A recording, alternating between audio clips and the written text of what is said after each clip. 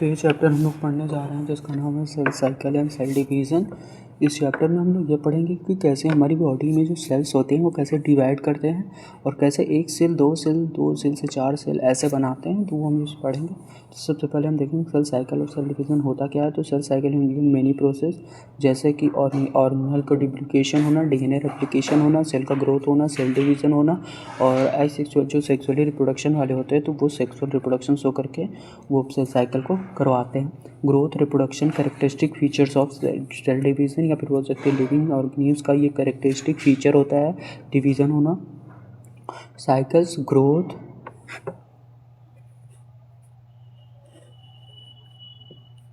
ना साइकिल्स हो गया, ग्रोथ हो गया। वाई डू सेल डिवाइड, आप लोग यहाँ पढ़ेंगे कि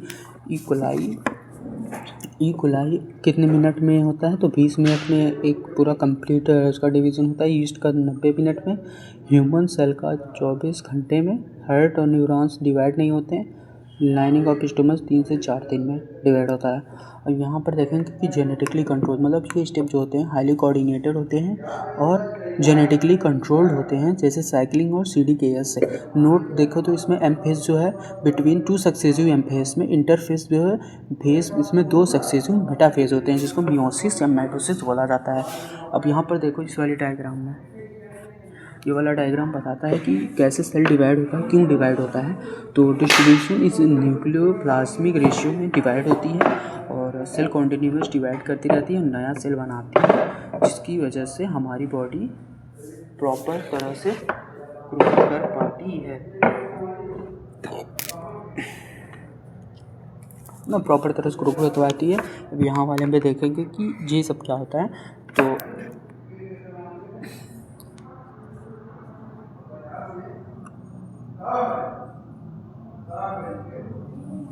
यहाँ पर देखेंगे तो प्रिपरेशन या रेस्टिंग फेज इंटरफेस होता है। एम फेज या माइटोसिस कहा था मोस्ट ड्रामेटिक फेज होता है। इंटरफेस जो होता है वो 95% काम खुद करता है। सेल ग्रोथ, ऑर्गेनेली और डीएनए डुप्लीकेट यही करते हैं। और डिवाइड करने पे G1 G2 हमारा किस में आता है, इंटरफेस में आता है। उसके बाद एम फेज या फिर माइटोसिस जो होता है डिवाइड करे कैरियोकाइनेसिस, साइटोकाइनेसिस हमारा एम फेज या माइटोसिस में होता है। नो क्लियर कट लाइंस दिखाया गया है कि कैरियोकाइनेसिस वो भी हो सकता है। उसके बाद यहाँ पर एक डायग्राम है, इसकी वजह से हमको पता चल जाएगा कि जो सेल हमारा ग्रोथ होता है वो किस किस फॉर्म में होता है। तो यही देखते हैं। सबसे पहले ये डायग्राम देखते हैं, उसमें G1 G2 दिया गया है। G1 हमारा होता है जिसमें सेल ग्रोथ करता है मोस्ट ऑर्गेनेल डुप्लीकेट करके, RNA, न्यूक्लियोटाइड ना, ये सब प्रोटीन, ATP सिंथेसिस सब G1 में होता है। सेकंड हमारा DNA जो S फेस होता है, इसमें सिंथेसिस नाम है इसका, क्यों, यहाँ पर DNA सिंथेसिस होता है। हिस्टोन फॉर्मेशन होता है, हिस्टोन प्रोटीन फॉर्मेशन होता है। सेंट्रोल डुप्लीकेट करता है। यहाँ क्रोमोसोम के नंबर डबल नहीं होते हैं, ये जान लो। इसके बाद थर्ड नंबर पे हमारा ये वाला पार्ट है ऑर्गेनेलीज, मतलब यहाँ पर जो G2 फेज होता है वहाँ पर RNA जैसे माइटोकॉन्ड्रिया हो गई, क्लोरोप्लास्ट हो गया, क्लोरोप्लास्ट डुप्लीकेट करता है। RNA और एमिनो एसिड और प्रोटीन जैसे ट्यूबुलिन ये सब यहाँ बनाए जाते हैं। सिग्निफिकेंस क्या होता है ग्रोथ का, तो growth of the body correct injury replace old new dead, मतलब वही बोल रहा है कि अगर चोट लगती है तो जब हम लोग चोट लगती है तो कुछ दिन में वो अपने आप जो जहाँ चोट लगती है वो ठीक हो जाता है। वही चीज़ बता रहा है कि सेल डिवीज़न करने का मदद क्या है। और ये देखो यहाँ पर एक दिखाया गया है कि एस फेज में 50 था, तो एस फेज होने के बाद 100 हो गया, और जब 100 हो गया तो उसको अगले में इक्वेशनल डिवीज़न करने के लिए 50 2 में हो गए। तो यहाँ पर देखो इंटरेक्ट कराते हैं, इक्वेशनल डिवीज़न होता है यहाँ पर, मतलब अगर 2 रहेंगे तो 4 बनाते हैं। उसके बाद यहाँ देखो इन प्लांट और इन एनिमल में, इन प्लांट में ओकरिंग N और 2N सेल, लेकिन एनिमल्स में ज़्यादातर 2N सेल्स में ही होते हैं, लेकिन जैसे ड्रोन्स हो गया, म्यूल्स हो गया, इसमें N होता है। अब यहाँ पर डायग्राम बताया गया है, यहाँ पर डायग्राम बताया गया है। तो उस डायग्राम में देखेंगे अर्ली प्रोफेज, लेट प्रोफेज और ट्रांजिशन टू मेटाफेज। तो अर्ली प्रोफेज या लेट प्रोफेज और ट्रांजिशन टू मेटाफेज में सबसे पहले अर्ली प्रोफेज देखेंगे। वहाँ डायग्राम में दिखाया गया है कि जो सेंट्रोमर्स होते हैं जो डिवाइड करने में मदद करते हैं सेल्स को, तो ये ना अपोजिट पोल की तरफ जाने लगते हैं, अपोजिट पोल की तरफ। Initiation of DNA condensation, initiation मतलब होता है DNA जो है वो ज़्यादातर कंडेंस होना यहाँ स्टार्ट हो जाता है। कुछ देर में देखेंगे लेट प्रोफेज में। अब हम देखेंगे कि लेट प्रोफेज में क्या हुआ कि जो हमारा ये था जिसको हम लोग क्या बोलते थे, सेंट्रोजोम बोलते थे, वो अपोजिट पोल जा रहा है। और लेकिन सेम कंडेंसेशन यहाँ पर सम जो है कंडेंसेशन हो गया। यहाँ पर डीएनए कंडेंसेशन था, यहाँ पर कंडेंसेशन हुआ। देखो यहाँ इनिशिएशन था, यहाँ सम कंडेंसेशन हो गया कुछ। अब देखो यहाँ डायग्राम से ही देख सकते हैं, यहाँ पर से हमको डीएनए टैंगल दिखाया गया था। अब यहाँ पर देखो कि ये जो हमारा ये डायग्राम बना है उसमें जो हमारा ये सेंट्रोमर है वो अपोजिट पोल की तरफ जा रहा है, लेकिन यहाँ पर डीएनए कंडेंसेशन है वो जो हमारा इनिशिएशन था। उसके बाद यहाँ देखो न्यूक्लियोलस और एंडोप्लाज्मिक रेटिकुलम गोल्गी को जीसी होता है और एनई डिसअपियर, एनी मतलब वो न्यूक्लियो इन्वेलप, ये वाला यहाँ पर धीरे धीरे इन्वेलप होने मतलब डिसपियर होने लगा। ये देख सकते हो nucleus, endoplasmic reticulum, Golgi body जो होती है या बोल सकते हो गोल्गी का अपरेटस जो भी, और जो अंदर वाला था ये लाइनिंग उसको भी डिसअपियर कर दिया गया। और यहाँ पर टैंगल्ड था ये, यहाँ पर ये दो एग्जाम्पल, यहाँ टैंगल था, यहाँ पर अनटैंगल्ड हो गया। उसके बाद थर्ड वाला डायग्राम में देखेंगे कि जो हमारा सेंट्रोमर है ना, हाँ यहाँ पे जो सेंट्रोमर है वो सेंटर पहुँच गया और अब ना दोनों तरफ और बाकी दोनों को स्पिंडल फाइबर अटैच करे। यहाँ से स्पिंडल फाइबर रिलीज़ हुआ और वो काइनेटोकोर के पास सेंट्रोमर है उसके पास काइनेटोकोर के पास अटैच होने लगा। और इसको क्रोमैटिड बोलते हैं। 2 क्रोमैटिड होती हैं। Centromere reach to the opposite pole, यहाँ पे सेंट्रोमर अपोजिट पोल पहुँच गया दोनों तरफ और वहाँ पर स्पिंडल फाइबर अटैच हो गए और जो काइनेटोकोर को एक अलाइनमेंट में लाने वाले हैं वहाँ पे। उसके बाद ये फोर्थ नंबर पे है मेटाफिजिक प्लेटफॉर्म हुआ इक्वेटोरियल प्लेट, एक तरह से मान के चलो हाफ करने वाला ना फॉर्म हो गया। अमरूद को काट के आधा देंगे, वही चीज़ यहाँ पर जो सेंट्रोइड्स थे वो अपोजिट पोल पहुँचे, वो मेटाफिजिक काइनेटोकोर को स्पिंडल फाइबर से अटैच करवा के इक्वेटोरियल प्लेट पे ला दिए और यहाँ कंडेंसेशन यहाँ पे कंप्लीट हो गया। उसके बाद हमारा ये आएगा क्या, ये डायग्राम, उसमें देखा गया है कि जो कंडेंसेशन हुआ था मतलब इक्वेटोरियल प्लेट पे वो उसको हाफ करके मतलब ट्रायल बिहाइंड फेस सेंट्रियोल, मतलब जो हमारी पूंछ होगी वो उधर होगी अपोजिट पोल की तरफ और जो हमारा सेंटर पे अटैचमेंट है वो फेस सेंट्रियोल की तरफ होगा। फेस हमारा सेंट्रियोल की तरफ होगा और ट्रेल बिहाइंड मतलब पूंछ पीछे होगी, वही चीज़ वहाँ पे है। तो ये जो सेंट्रियोल स्प्लिट हुआ है, क्रोमैटिड सेपरेट हो गया यहाँ पे चौथे नंबर पे। तो यहाँ देखिए early prophase, late prophase, metaphase, prophase, metaphase, anaphase, telophase, यहाँ से ऐसे आया है वेन, फिर ये ऐसे।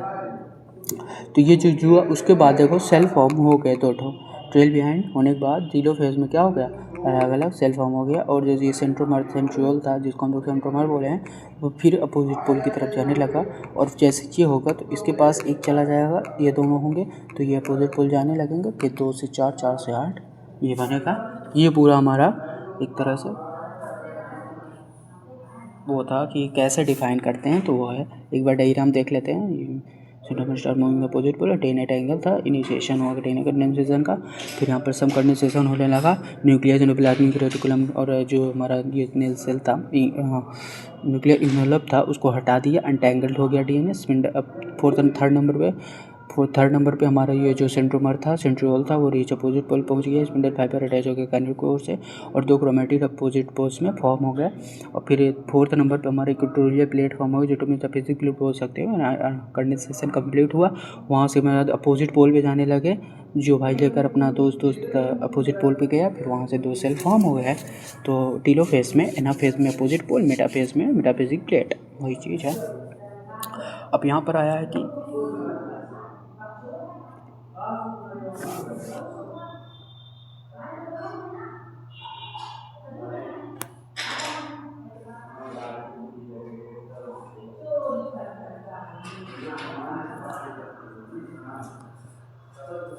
उसके बाद हमारा ये जो साइटोकाइनेसिस देख लेते हैं क्या है। तो साइटोकाइनेसिस मतलब सेल डिवीज़न होता है इन एनिमल्स, इन प्लांट में देखेंगे सेल वॉल अब इसमें एब्सेंट होती है एनिमल्स में, और सेल बॉडी जो divide by furrow formation. Furrow आपसे देखे ही होगा, एग्जाम्पल में देखा था। सेंट्रीपिटल फोर्स मतलब सेंट्रीपिटल सेंटर से डिवीजन होता है। इन प्लांट इसमें प्रेजेंट होता है फ्रैगमेंट जैसे reticulum Golgi start growing from center by forming cell plate. Centrifugal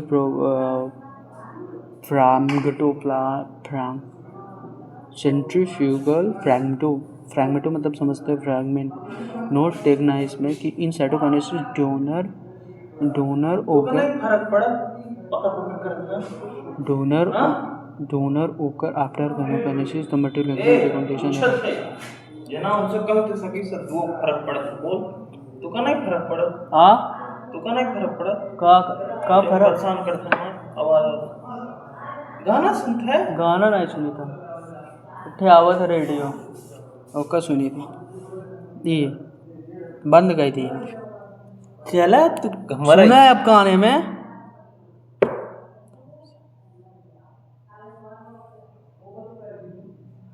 पकड़ अच्छा ठीक करते कल ए सुना हेलो ये बजाए कि यहीं रख दो खूब तेज गाना कोनो गाना भगवान के और जब तक ये बजे शांत ना हो ना बजावत रहा यहीं बजाए के रख दे यूं बजाए जा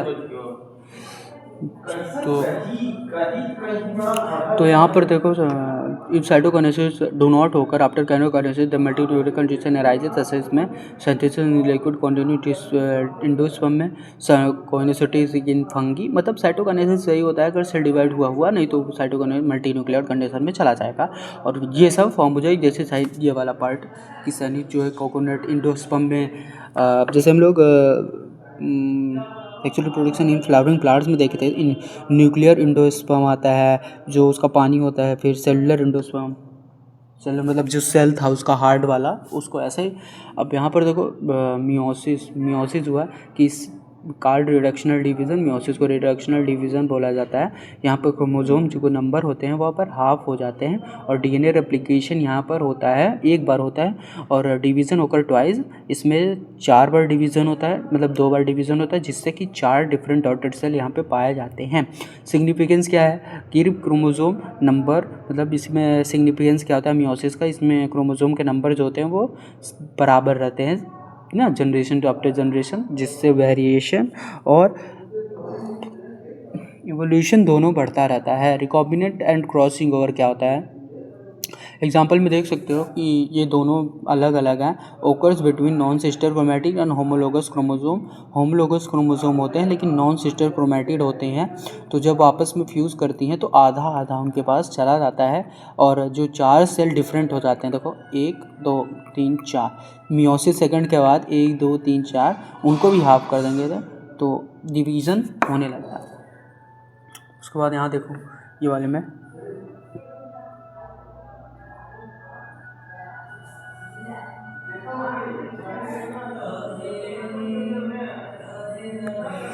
यहाँ पर देखो तो ये एग्जांपल दे गया है कि G1 SG2 हमारा एम फेज रिडक्शनल होता है leptotene zygotene pachytene diplotene diakinesis metaphasic place first anaphase first telophase first ये सब उसके पार्ट्स हैं ना। और इंटरकाइनेसिस क्या होता है meiosis third meiosis second equational division तो पीछा नहीं छोड़ेगा जहाँ तक है।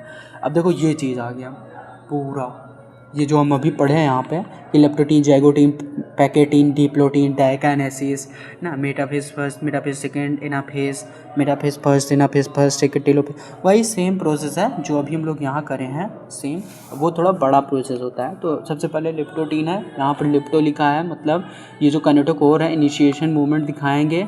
अब डबल हो गया ना यहाँ पे मतलब अभी हम लोग सिंगल लेकर चल रहे थे अब हम डबल लेकर चलेंगे तो ये देखो दोनों में आए यहाँ पर देखो लिप्टो मतलब लिपटेंगे अब दूसरे नंबर पे लिपटेंगे लिप्टोटीन मतलब लिपटना शुरू करते हैं ये जाता है अपोजिट पोल पे।